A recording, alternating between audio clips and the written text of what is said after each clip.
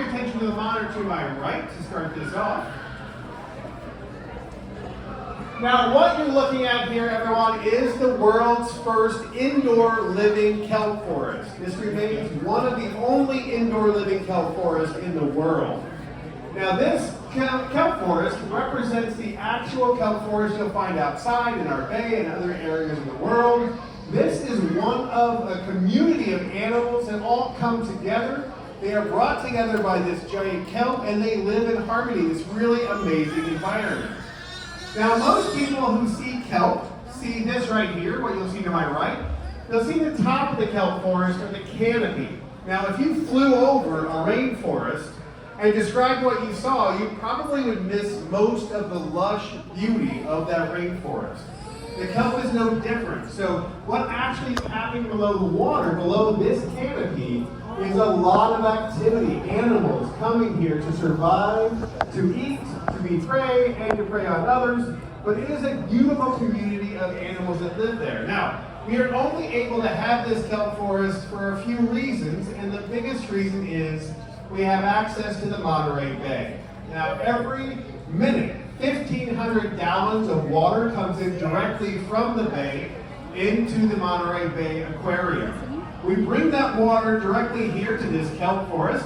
At night, we unfilter that water, and that means that tiny microscopic organisms are able to ride through those pipes. So we can have a backstar in this exhibit that came through and it was teeny tiny, but now has grown up here. But all this life, all this vegetation, in the exception of the giant kelp itself, has come through those pipes to create this exhibit. Now, as I said, at the top of this exhibit right now, we have Julia, who is our diver. She's about to get to the water. She'll be with us very shortly. James is her tender, taking care of her to make sure that she does everything well. I do want to point out a couple of things as Julia enters the water. Now, what she's doing is incredibly difficult. Now, not only is she diving in a kelp forest, but she'll also be feeding the animals who call this kelp forest home. And also she'll have to remain her buoyancy, which means she'll have to be able to stay right where we can see her. And she even has to talk to us about the activities that she's doing, taking questions from me, perhaps yourself, and learning about this kelp forest. So that's an enormous amount of work.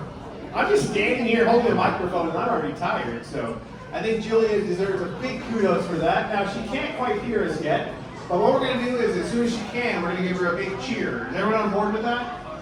All right. Lots of clapping, lots of cheering.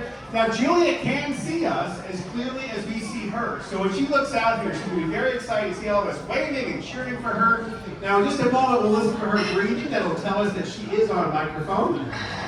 There it goes. Let's hear for Julia, everybody.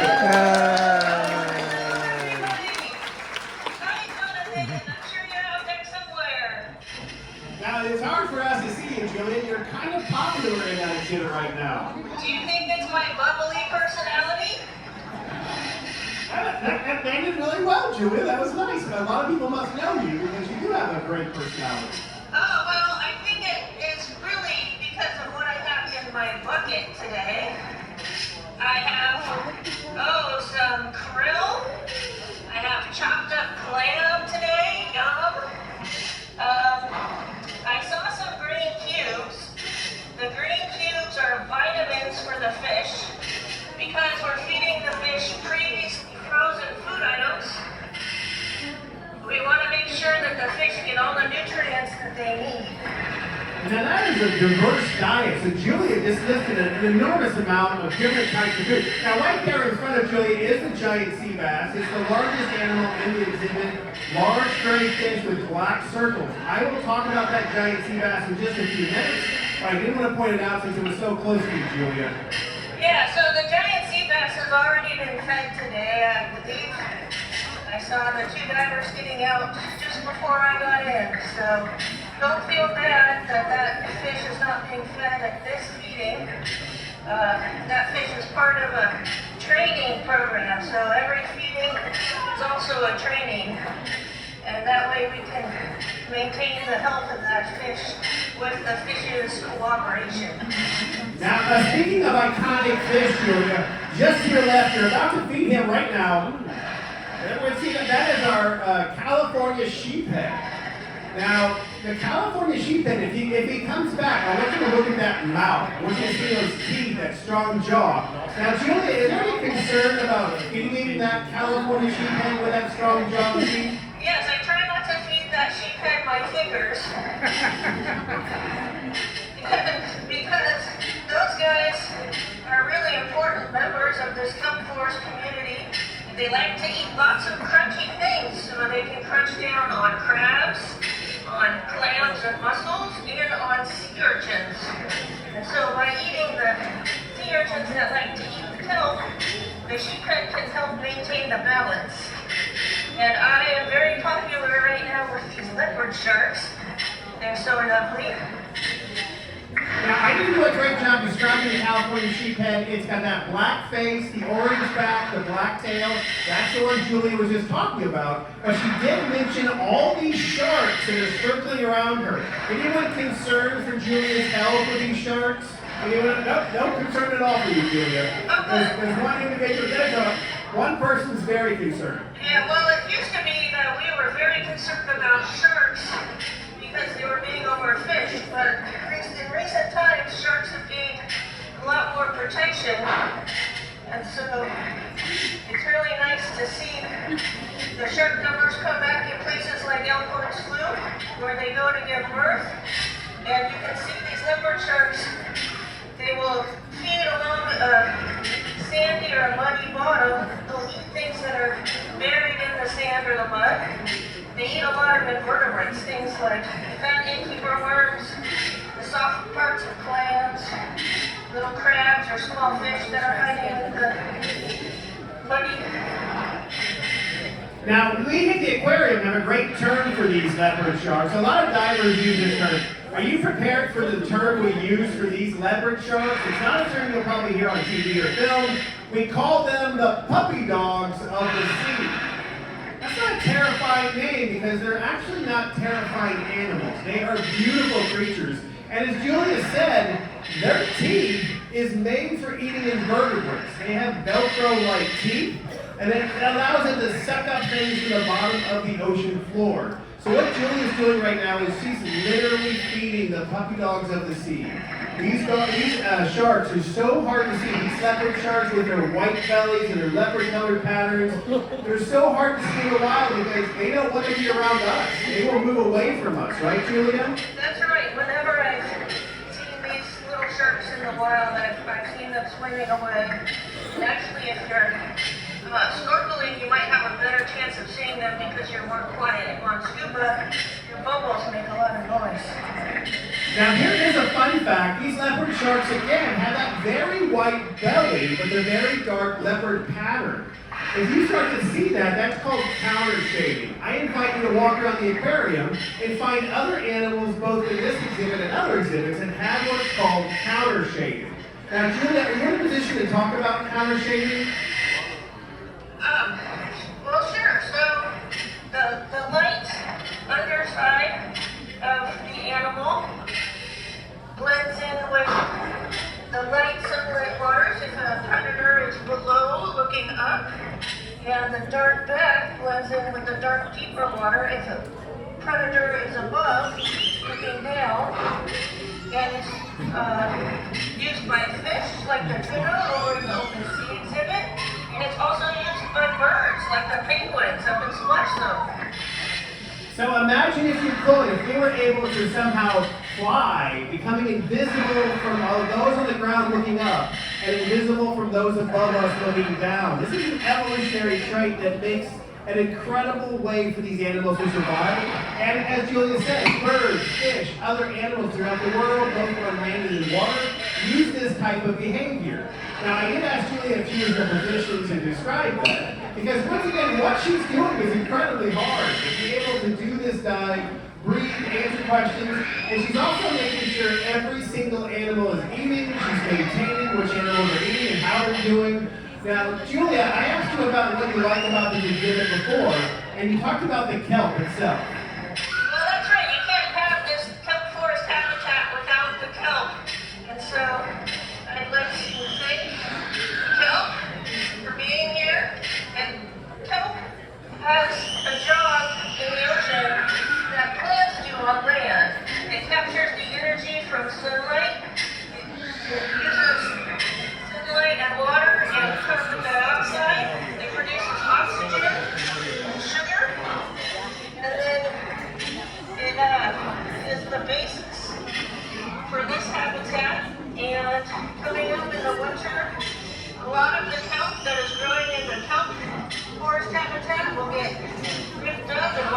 other places. Like it'll land on our beaches, and it'll be food for invertebrates that will then be food for a lot of the birds that like to come and visit this area in the wintertime. It will float around in the ocean, and it will be a place for larval fish to hide, a place for marine mammals to rest and feel safe out in the open water. And then it will also sink to the deep sea, and all the energy that was collected from the sun at the surface will get transported to the deep sea and will feed invertebrates that will feed fish down at the dark depths of the ocean. So it's really amazing, and its impact is felt in many habitats, not just in the kelp forest. Now, kelp is an extraordinary plant, and it does so much. Now, Julia, I am going to wrap up out here in just a moment, but Julia's going to continue to feed these animals, and when I do release you, I invite you to come up and have a good photograph of this. The photo takes you maybe 3 minutes to get, but you'll have it for the rest of your life. I really encourage you to do that, but I cannot release you without telling you about a program we have here that I really love. It's called Seafood Watch. Now, some of these animals in this exhibit are called rockfish. A rockfish, some of them can live over 100 years. A single fish can live over 100 years. So when I'm talking about the idea of keeping these fish out there in the world, it's not for my children, it's not even for my grandchildren, maybe for my great-grandchildren. And so to have the opportunity to talk about Seafood Watch, it's a program that helps us choose seafood reliably and responsibly. Okay, Julie brought her own!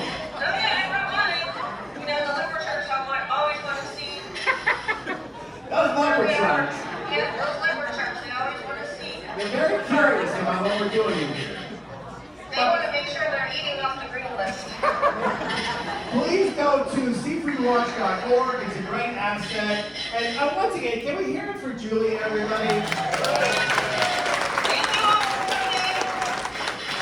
I hope you all have a wonderful rest of your visit here in Monterey. And we can't see him, but James is up top. He's dancing, he's taking care of the fish. He's throwing krill on top of the smaller animals to eat. Can we hear it for James, everybody?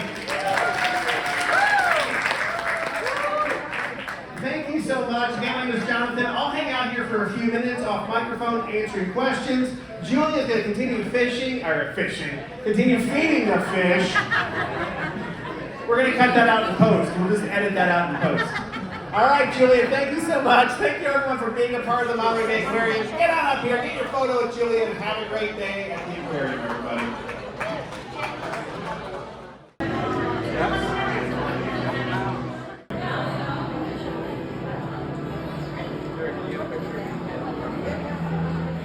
Here to the staff, you volunteered again, but think back in the early 1990s, that's when she started working with the Monterey Bay Aquarium. So her first volunteering at the Monterey Bay Aquarium was in the early 90s. So please take your time, work together, get those photos if you can, be good stewards of each other, and thank you so much.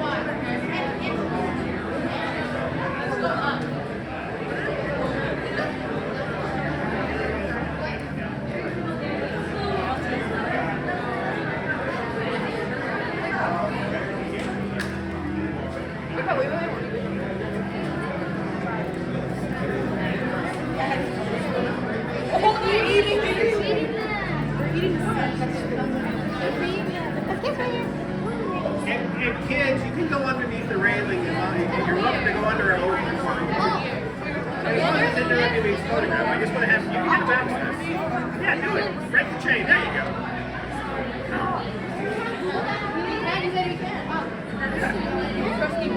This is a rare opportunity, so, and adults, you get as close to it too, right? So just work together for photograph time.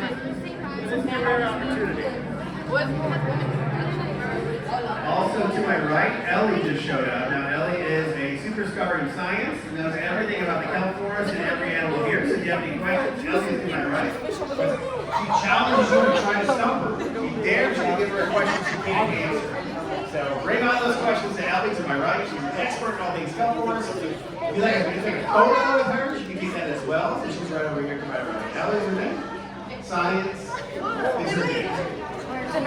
And if you are watching virtually, thank you so much for being part of the Monterey Aquarium. We appreciate you being here today.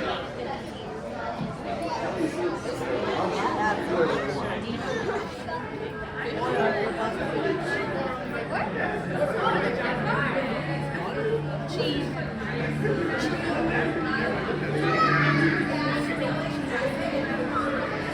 And when she's done, she normally crosses this over here, so you may be able to get a video.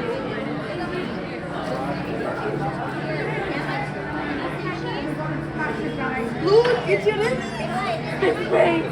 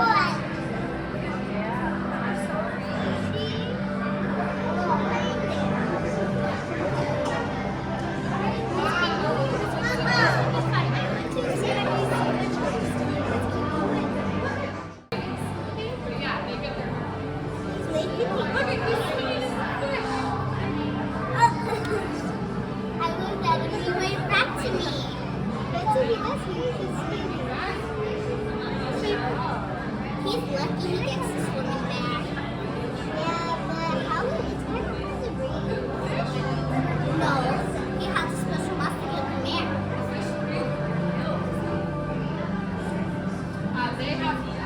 See that thing that's taking him? That gets him there. Shark, look. He's not worried.